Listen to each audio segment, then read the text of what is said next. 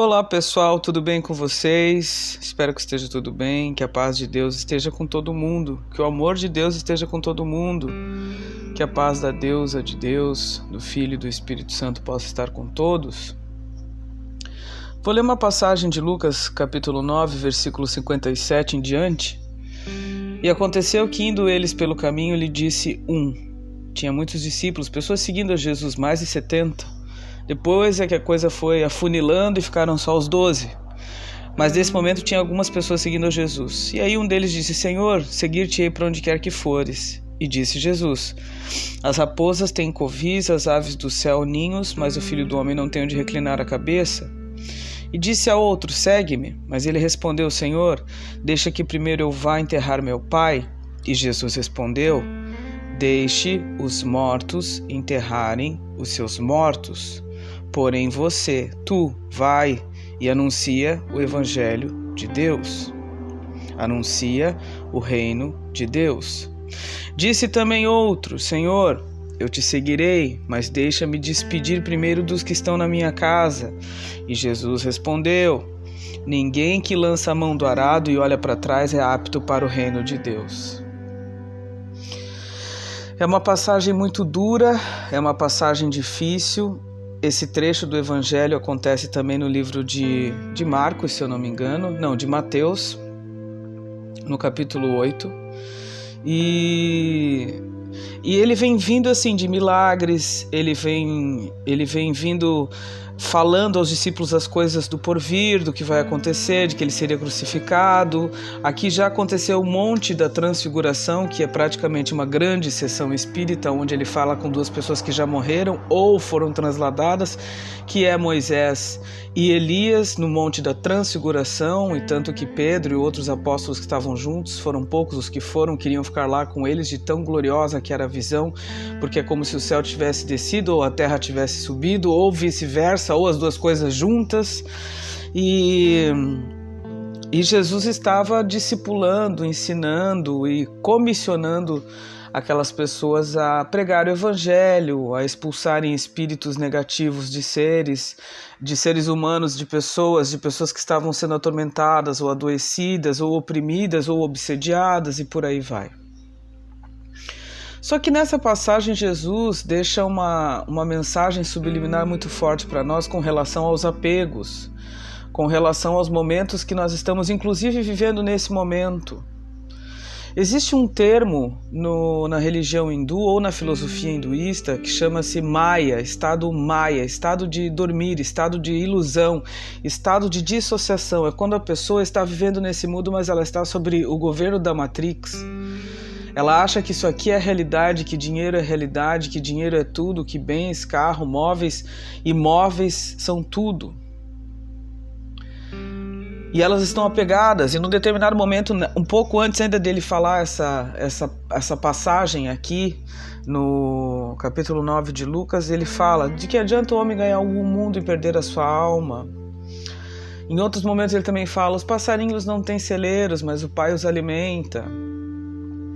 Então, quanto mais apego, quanto mais medo, quanto mais terror, quanto mais desconfiança, quanto mais falta de fé, mais o homem sofre com a morte, com a doença, com a pobreza, com as perdas, para aprender a ter fé e dar valor ao que tem.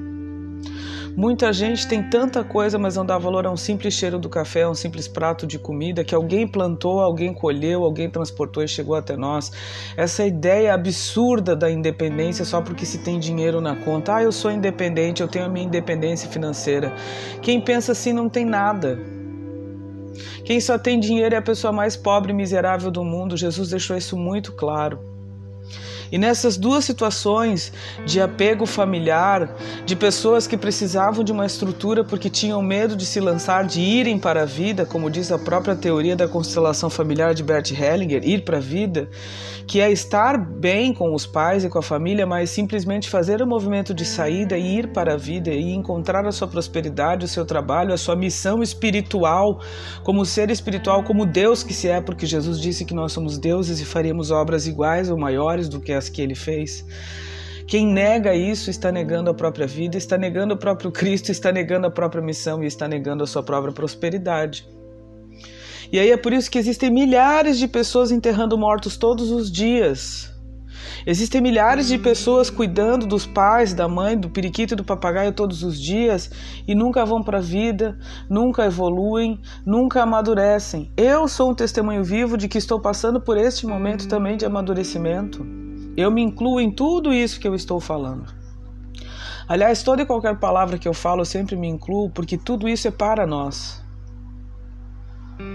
E aí as pessoas estão no mesmo padrão, o universo, o cosmo, a física quântica, a Área 51, os Estados Unidos, a NASA, todo mundo sabe que já existe ufologia, que já existem alienígenas, que existem outras inteligências em outros planetas. A física quântica já está mostrando outros paradigmas com relação à espiritualidade, a própria física clássica. O mundo está mudando, a Terra está ascensionando. Milhares de coisas espirituais estão acontecendo no planeta, mudança de meridianos, mudança nos polos, e as pessoas continuam dormindo, fingindo que está tudo bem, comprando sua casa na praia, tirando selfies, todas embotocadas, lindas e maravilhosas, para morrerem daqui a 5 minutos. Deixe os mortos enterrarem os seus mortos. Aí veio o Covid e tem milhares de pessoas morrendo, e tem milhares de mortos enterrando seus mortos. E as pessoas continuam não entendendo. E aí as pessoas usam máscaras de bonequinho, de princesinha, coloridinha, como se ter vários tipos de máscaras, de várias marcas, modelos e tamanhos, fosse um paradigma também de status. As pessoas continuam mortas e enterrando os seus mortos. Mas o mais importante para encerrar essa mensagem, além de todo esse grande absurdo que a gente vive e que eu peço, rezo, oro a Deus que nós estejamos sendo acordados, despertos para a luz e evoluindo e ascensionando para que possamos encontrar a luz e sermos luz e amor uns para os outros e para o planeta e semeando para a eternidade, que assim seja, amém? Em nome de Deus, da deusa, do Espírito Santo, em nome de Cristo. E na força de Miguel, Rafael, Uriel, Gabriel e todos os anjos, arcanjos, serafins, querubins que nos servem, que nos cuidam, que nos abençoam, que abrem nossos caminhos. Além de tudo isso, Jesus deixa claro uma coisa, a capacidade do desapego, de ele estar caminhando, estar com os discípulos e não ter onde reclinar a sua cabeça, estar de cidade em cidade, proclamando o evangelho. Ele não tinha um apartamento em Nova York, um apartamento em Camboriú, um apartamento em Florianópolis, um apartamento em Curitiba, um apartamento em Dubai. Não, ele não tinha. Na verdade, quando ele aparece em Jerusalém, ele anda em cima de um jumentinho que não é um cavalo de raça, que não era dele, era emprestado, e ele vai para uma cova que era emprestada e também não era dele. Ele não tinha nada. E ele é tudo. Era e é tudo. Então, o que nós temos tido e temos sido? Essa é a grande pergunta que fica mais uma vez eu encerrando uma mensagem com uma pergunta para a nossa reflexão.